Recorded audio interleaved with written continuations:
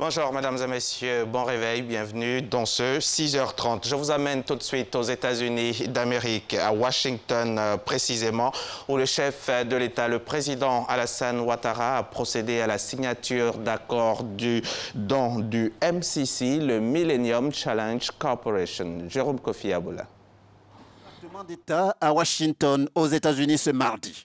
Un événement de taille, la signature de l'accord de don à la Côte d'Ivoire par le Millennium Challenge Corporation.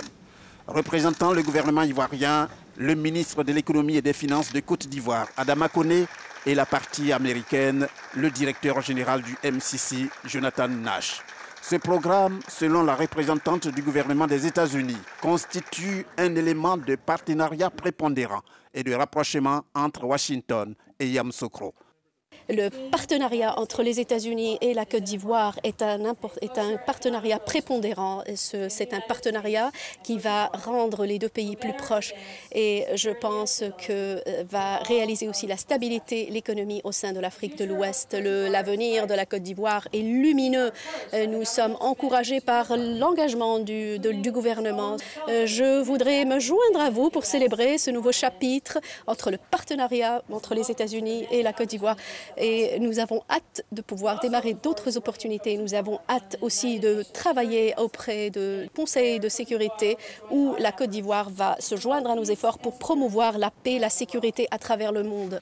Pour le président ivoirien Alassane Ouattara, cet accord n'est pas une surprise, encore moins le fruit du hasard, mais celui du travail d'une équipe de première classe, selon ses propres mots, pour faire allusion à son administration qui œuvre toujours avec dextérité.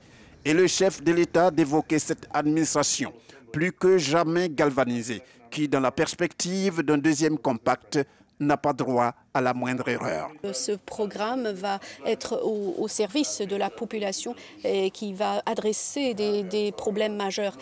Par conséquent, nous n'avons pas de doute que ces projets vont avoir un impact décisif. Au-delà des projets eux-mêmes, je dirais qu'il y aura des leçons qui seront tirées, une méthodologie, un savoir-faire, un transfert de technologie qui va être au service de la population et qui va réaliser une transformation majeure. En tant que nous, dans notre préparation de notre convention, je voudrais vous assurer et vous rassurer de notre engagement, l'engagement de notre peuple et de notre gouvernement. Nous allons faire de notre mieux pour prendre les dispositions nécessaires pour garantir la qualité et la gouvernance de ce programme. En ce qui concerne les indicateurs, je dirais que revenir en arrière n'est pas une option pour nous. Notre mission est la suivante. Nous sommes déterminés de passer les 20 indicateurs à la fin du compact et de préparer le chemin. Nous sommes déterminés pour préparer le chemin à un deuxième compact.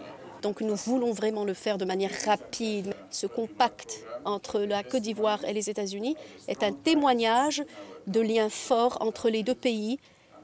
Et c'est un témoignage, aussi un testament de la confiance du gouvernement américain.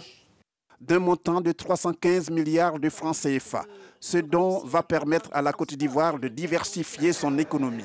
Une diversification à travers des investissements dans deux secteurs clés, à savoir le secteur de l'éducation et celui des transports.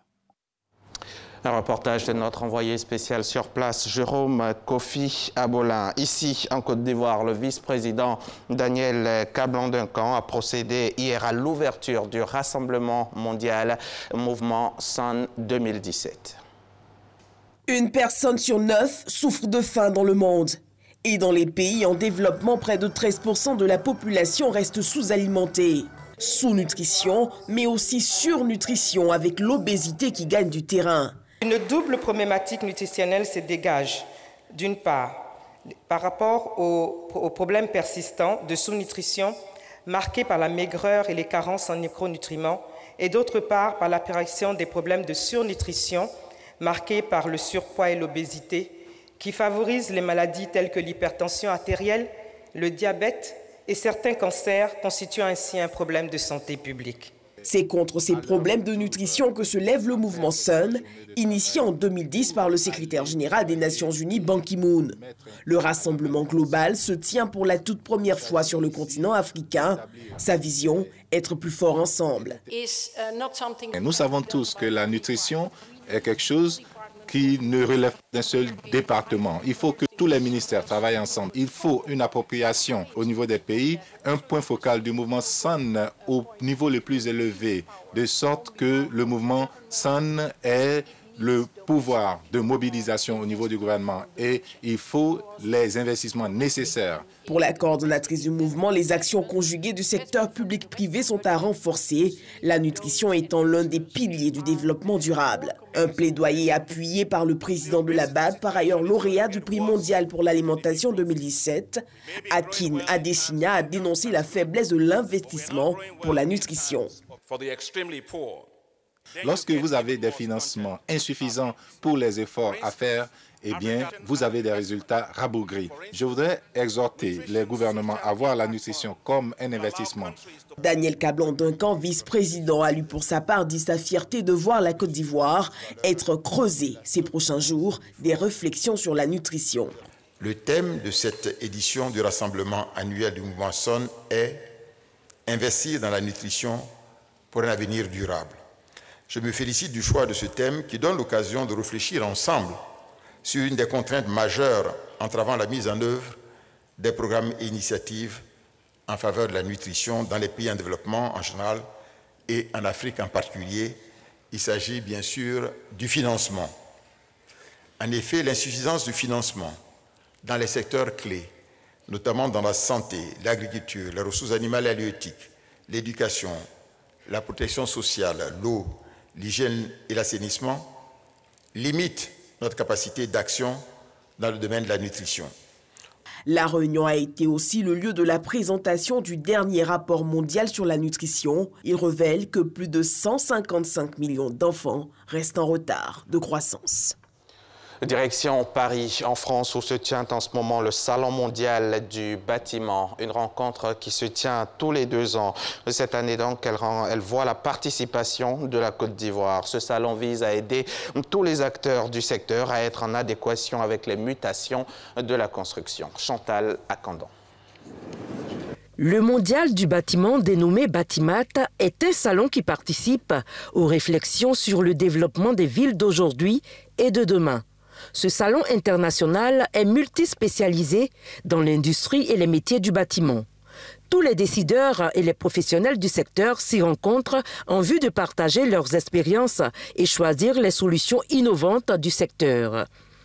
Le directeur du salon nous situe sur les enjeux majeurs du mondial du bâtiment 2017. Les enjeux majeurs, c'est comment accélérer le grand sujet de la construction de logements dans tous les pays du monde et sur tous les continents.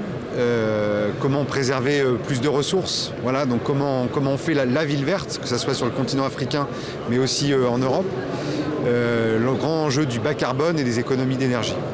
Beaucoup de pays sont représentés sur le salon également, donc la Côte d'Ivoire qui maintenant est un habitué de Batimat. La Côte d'Ivoire est présente à ce rendez-vous mondial à travers une dizaine d'entreprises du secteur du bâtiment.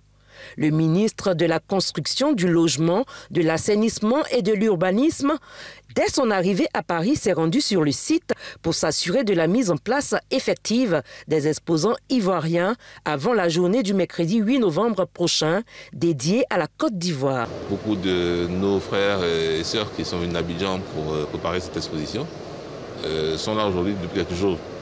Donc en tant que ministre en charge du secteur, il est important de voir comment c'était effectué les voyages. Est-ce que tous les équipements à exposer étaient bien arrivés? Est-ce qu'ils étaient bien installés avant? Qu'est-ce qu'il y avait de problèmes à régler?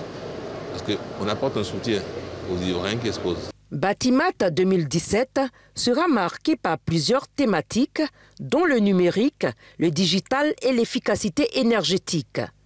La francophonie est à l'honneur avec une grande thématique. Fin de ce journal. Merci de l'avoir suivi.